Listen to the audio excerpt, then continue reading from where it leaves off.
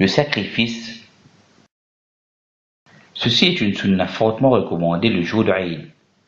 Elle signifie tout ce qui était immolé le jour de l'immolation parmi les animaux dont la viande est licite pour se rapprocher d'Allah, exalté soit-il. Allah, exalté soit-il, a dit: accomplis la salat pour ton Seigneur et sacrifie. Et le prophète, paix et salutation d'Allah sur lui, a sacrifié de magnifiques moutons qu'il a immolés lui-même en ayant prononcé le nom d'Allah en disant Allahu Akbar et en posant son pied sur leur cou. L'heure pour le sacrifice commence après la prière de Eid et continue jusqu'au coucher du soleil du dernier jour de Ayyam al-Tashriq, qui sont le 11e jour, le 12e jour et les 13e jours du mois de Zulhijjah. Un mouton suffit pour une personne et il peut y associer d'autres personnes dans la récompense, car le prophète, paix et salutation d'Allah sur lui, a dit lorsqu'il sacrifia sa bête: au nom d'Allah, ô Allah, accepte de Mohammed, de la famille de Mohammed, ainsi que de la communauté de Mohammed. Et il est aussi possible que cette personne sacrifie un chameau ou une vache, comme l'a rapporté Jabir, qu'Allah soit satisfait de lui. Le messager d'Allah, paix et salutation d'Allah sur lui, nous a ordonné de nous mettre à 7 pour un chameau ou pour une vache, chaque groupe de 7 pour un chameau. Le meilleur des sacrifices est le chameau en entier pour quelqu'un, car il est plus cher et plus profitable pour les pauvres. Ensuite la vache en entier. Ensuite le mouton. Ensuite le chameau en 7 parts. Ensuite la vache en 7 parts. Les défauts qui rendent le sacrifice nul. Al-Awra, celui qui est borgne ou aveugle, rentre dans cette catégorie. Al-Arja, celui qui ne peut pas marcher. Al-Adfa, celui qui n'a pas de graisse et qui est trop maigre. Et aussi donc que la maladie est apparente.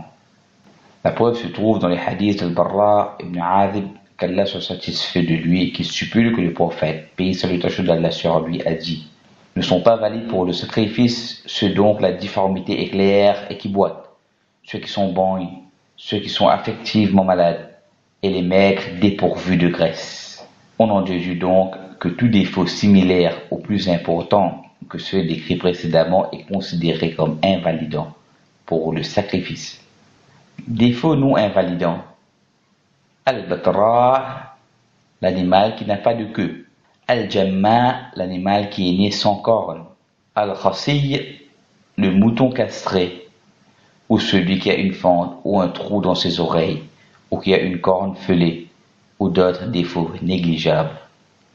Il est permis à la personne de manger le tiers de son sacrifice, d'en offrir un tiers et de faire l'aumône d'un tiers. Il peut le donner en entier comme aumône, ou s'il en mange la plus grande partie, alors ceci est également permis.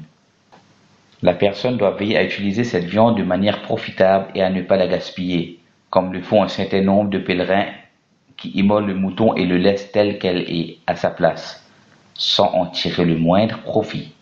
Pour celui qui a l'intention de faire un sacrifice, il faudra qu'il ne se coupe ni les cheveux, ni les ongles, ni qu'il s'arrache des bouts de peau, et ce du début du mois de Zulhijjah jusqu'à qu'il immole son sacrifice.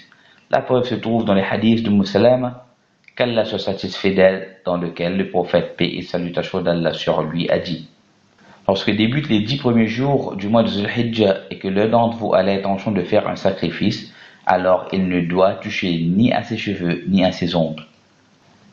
Quant à ceux dont le sacrifice est accompli en leur nom pour Allah, comme la femme et l'enfant, alors aucun de ces interdits ne les concerne. Les 10 premiers jours de Zulhijjah sont des jours pleins de vertus, où les actions y sont multipliées. Le prophète, paix et salutation d'Allah sur lui, a dit: il n'y a pas de jour que les bonnes œuvres sont plus aimées à Allah que ces 10 jours. Ils disent: même pas la guerre dans le sentier d'Allah? Il, paix et salutation d'Allah sur lui, dit: même pas la guerre dans le sentier d'Allah, sauf une personne qui quitte sa maison avec son corps et son bien et n'en revenait avec rien.